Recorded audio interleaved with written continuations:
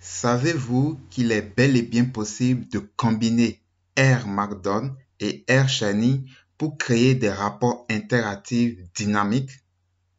Alors, petit rappel, R Markdown, c'est le package de R qui vous permet de créer des rapports. Donc, lorsque vous menez par exemple une analyse de données, vous pouvez créer un rapport qui contient du texte, des graphiques, des tables de données, etc.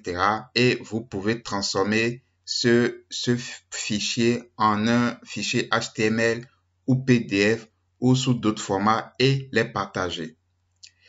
Mais beaucoup ne savent pas qu'il est possible de combiner la puissance de Shiny avec R Markdown afin de créer des rapports dynamiques interactifs.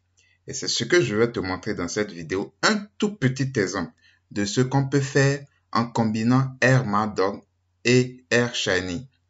Alors, si tu ne sais pas développer des applications web dans Shiny, j'ai la solution pour toi.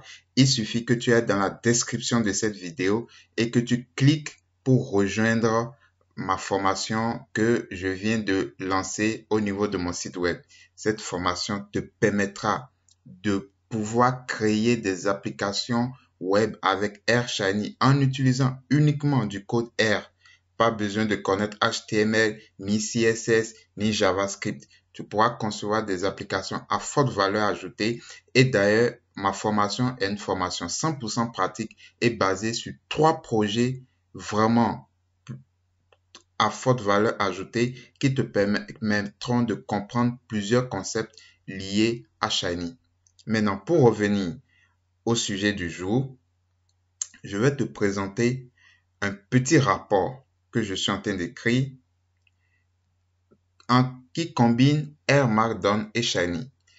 Ici, supposons que tu as mené ton travail d'analyse et de modélisation de données, tu as écrit un rapport sur R Markdown, il te suffit d'une toute petite modification de code afin de le transformer en un rapport vraiment dynamique. Et c'est ce qui fait la différence en entreprise. Lorsque tu présentes un rapport dynamique, tu donnes vie à ton rapport, cela vraiment fait plaisir à tes collaborateurs, fait plaisir aux décideurs, fait plaisir à ton manager.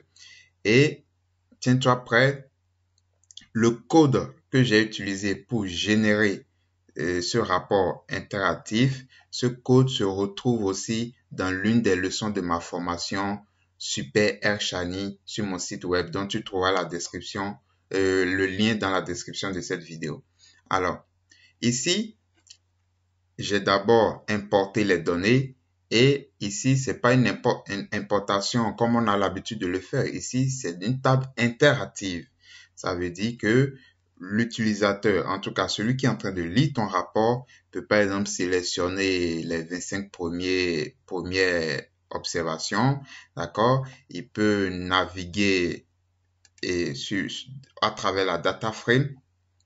Il peut même faire des filtrations, d'accord? Il peut faire des filtrations. Il y a beaucoup de choses qu'il peut faire, d'accord?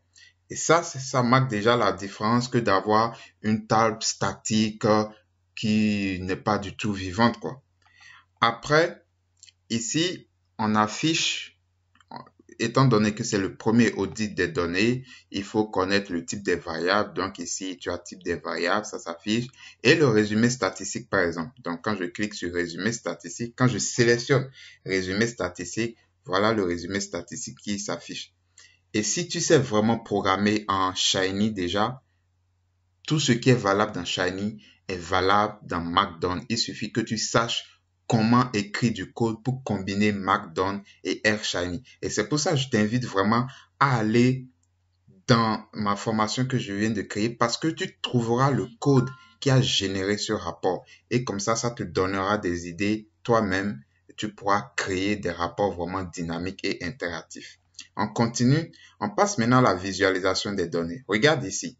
Ces deux paragraphes sont liés. Regarde, analyse univariée et relation entre la variable cible et chaque variable explicative.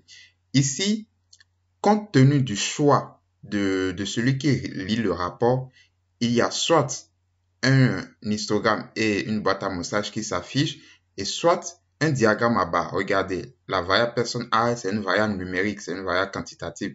Donc, regardez, ça s'affiche histogramme et boîte à moustache. Quand je sélectionne personne income, voilà, j'ai un histogramme, une boîte à moustache. Donc ici, ça me montre qu'il y a vraiment des valeurs aberrantes.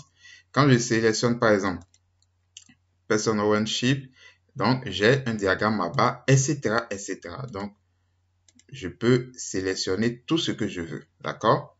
Et regardez, par exemple, quand je suis sur la variable âge, j'ai la relation entre ma variable cible, d'accord, loan status, et la variable âge. Et si je clique par exemple sur une autre variable, par exemple, je vais dire par exemple personne income, entre le revenu, regardez, il y a vraiment des valeurs, ça montre déjà qu'il y a des valeurs aberrantes. Je vais choisir cette variable par exemple. Regardez, donc j'ai l'histogramme et la boîte à moustache pour cette variable, donc une sorte d'analyse univariée. Et j'ai ensuite la relation entre cette variable et la variable cible. Donc franchement, c'est de l'interactivité, c'est du dynamisme que vous donnez à votre rapport en combinant R Markdown et R Shiny, qui sont déjà deux packages puissants de R, et leur combinaison, oh, ça donne encore un truc immense, vraiment super, super puissant. Les possibilités sont énormes. Si tu as envie de te former sur la modélisation du risque de crédit, j'ai aussi une formation. Donc, au niveau de l'application, parce que, bien entendu, quand tu combines Air Shiny avec Air Markdown, ça devient comme une application que tu peux partager à tout le monde. Donc, au niveau de l'application, et d'ailleurs, dans la description de la vidéo aussi, je mettrai le lien de ma formation sur la modélisation du risque de crédit. Donc, quand tu vas sur cette formation, tu vas comprendre tout le programme, c'est-à-dire tous les codes nécessaires pour mener ce genre d'analyse et de modélisation. Ensuite, en combinant tes compétences en Shiny, si tu n'en as pas encore, je t'invite à suivre ma formation sur Shiny, Super R Shiny. Et en combinant Markdown et Shiny, tu vas pouvoir créer une telle application et aller même jusqu'à la phase modélisation. Il n'y aura pas du code, tu ne vas pas montrer ton code, tu montreras ce genre de graphique, de table de données interactives et franchement, c'est ça qu'on cherche en entreprise, c'est ça que les entreprises cherchent. Ils cherchent pas quelqu'un qui va écrire 1000 lignes de code. Non, c'est pas ça le sujet. C'est pouvoir transformer tes rapports vraiment en des produits dynamiques. Et déjà, si tu connais un peu la puissance de R Markdown, tu sauras déjà que R Markdown à lui seul peut permettre de faire des trucs extraordinaires. Et maintenant, en combinant cette puissance à la puissance de Shiny, tu deviens une superstar. Donc, moi, je t'ai mis tout le nécessaire. J'ai créé des formations rien que pour toi afin que tu puisses acquérir ces compétences. Donc, n'hésite pas à aller checker au niveau de mon site web pour t'inscrire à ces formations-là. Et bientôt, très très bientôt aussi, je vais sortir une formation sur R Markdown spécialement. Donc, pour ceux qui ne maîtrisent pas encore ce package-là, bientôt je vais vous sortir une formation. Comme vous le savez, j'ai la capacité de vous faire comprendre des concepts, même les plus complexes. Je sais les expliquer de façon précise et concise avec des exemples pratiques. Donc, je ne suis pas dans la théorie.